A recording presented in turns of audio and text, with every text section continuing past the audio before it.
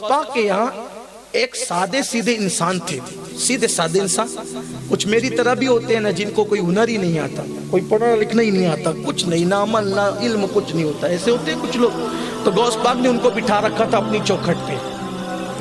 کہاں پر؟ اپنی چوکھٹ پر۔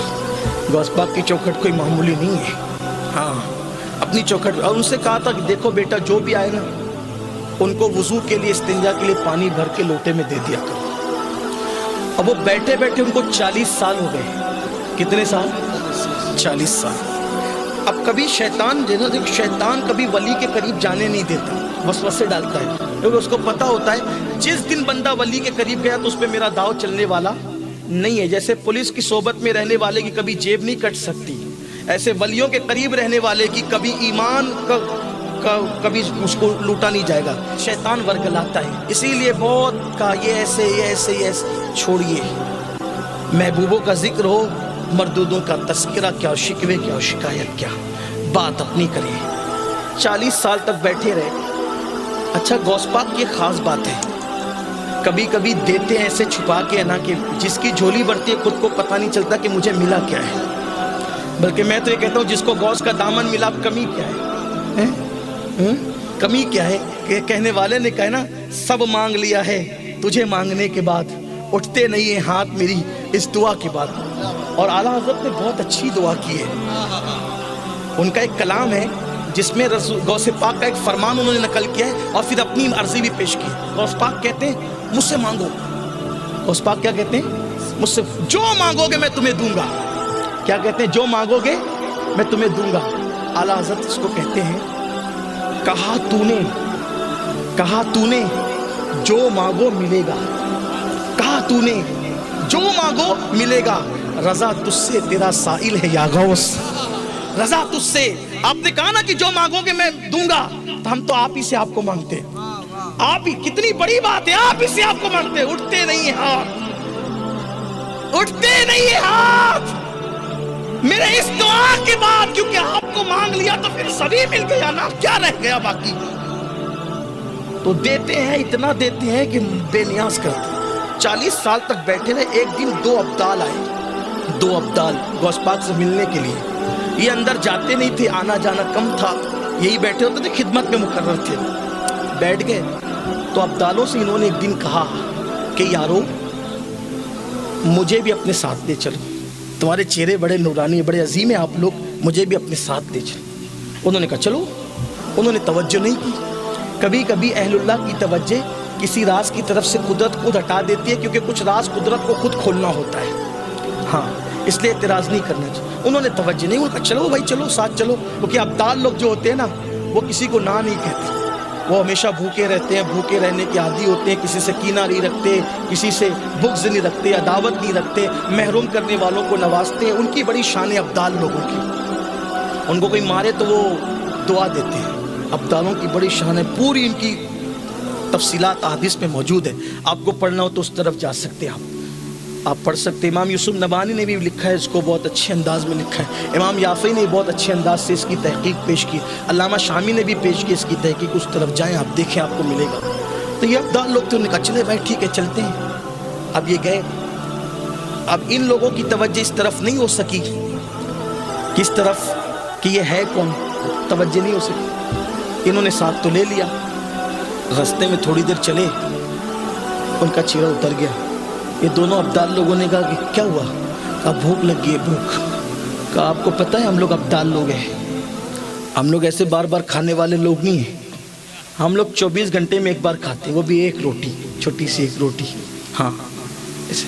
کہا میں تو بہت ناز و نم میں پلا ہوا ہوں، اس لیے کہ کہاں رہتے تھے؟ خانقاہ قادریہ میں رہتے، اور وہاں ہر وقت لنگر چلتا رہتا تھا، ہر وقت۔ غوث پاک کہتے ہیں کہ میں نے نیکی کے دفتر کو الٹ پلٹ کر دیکھا، کھانا کھلانے سے کوئی بڑی نیکی مجھے نظر نہیں آئی، بہت بڑی کھانا کھلانا تو کھلایا جاتا تھا، وہاں تو لنگر ہوتا تھا تو کھاتے ہی رہتے تھے، اب یہاں تو بھوک کا احساس ہوا۔ وہ کہا کہ مجھے بھوک لگی ہے، کہا کہ ایسے نہیں ہوگا، 24 گھنٹے کے بعد کھانا ملے گا، چلنا تو چلو واپس جاؤ بغداد۔ انہوں نے کہا چلو چلتے ہیں۔ 24 گھنٹے تک چلے، کہا اب تو وقت آ گیا، اب تو کھانا چاہیے۔ انہوں نے مصلی بچھایا، 2 رکعت نماز پڑھی، ایک ابدال نے دعا کی، دعا کی تو 3 کٹورے سالن کے اور 3 روٹیاں آسمان سے نیچے آئی. ایک کٹورا ایک روٹی ان کو، ایک کٹورا ایک روٹی ان کو، ایک کٹورا ایک روٹی، اس تینوں نے بانٹ دیا، کھا لیا، مزہ آیا. پھر اس کے بعد 24 گھنٹے پھر گزرے، پھر عادی ہو گئے تھے، تیار ہو گئے تھے ذہنی طور پہ کہ بھئی 24 گھنٹے سے پہلے کھانا نہیں ملنا ہے. آئندہ 24 گھنٹے گزرے تو کہا بھئی بھوک کا بہت شدید احساس ہو رہا ہے، اور پھر کل کے کھانے کی لذت والا کھانا ہو تو پھر ذرا سا اس کا تصور ہی بھوک لا دیتا ہے. تو کل کے کھانے کی لذت ہے یہ 24 گھنٹے، کبھی منگاؤ کھانا. دوسرے نے 2 رکعت پڑھی اور اس کے بعد پھر دعا کی تو آئے 3 کٹورے 3 روٹیاں پھر بانٹ دیا. اب اگلے جب 24 گھنٹے گزرے تو کہا بھائی انتظام کرو کھانے کا. کہا آپ کو نہیں پتہ ہے، ہمارے یہاں اصول یہ ہے، ایک دن میں نے منگایا، ایک دن انہوں نے منگایا، آج باری آپ کی ہے. کرے بھائی میں سیدھا سادہ آدمی ہوں، مجھے کچھ نہیں آتا جاتا، میں بہت سمپل سا آدمی ہوں، مجھے کچھ آتا جاتا نہیں ہے، میں نہیں منگا سکوں گا، میں کوئی ابدال نہیں ہوں. کہا دیکھو اصول ہمارے یہاں یہی ہے کہ ہر آدمی اپنی باری پہ منگائے گا، یا منگاؤ یا بھوکے رہو.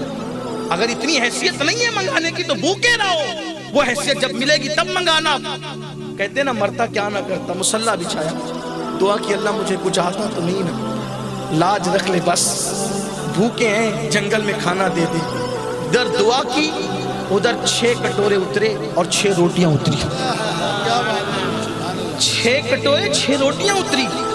وہ دونوں ابدال نے کہا بھئی آپ تو کہہ رہے تھے کہ آپ کچھ نہیں ہو، کچھ آتا جاتا نہیں ہے، یہ آپ نے 2 کٹورے آئے، 2 کٹورے ایک کے لیے آئے، ہمارے لیے 1 کٹورا، آپ کی دعا پہ 2 کٹورا. تو کہا کہ آپ نے یہ دعا کی، لیکن سنو ہم کیا دعا کرتے ہیں، ہم ابدال ہیں ابدال، لیکن جب ہمیں کوئی حاجت پیش آتی ہے نا، ذرا توجہ کرنا، بات ختم ہوتی ہے اسی پہ.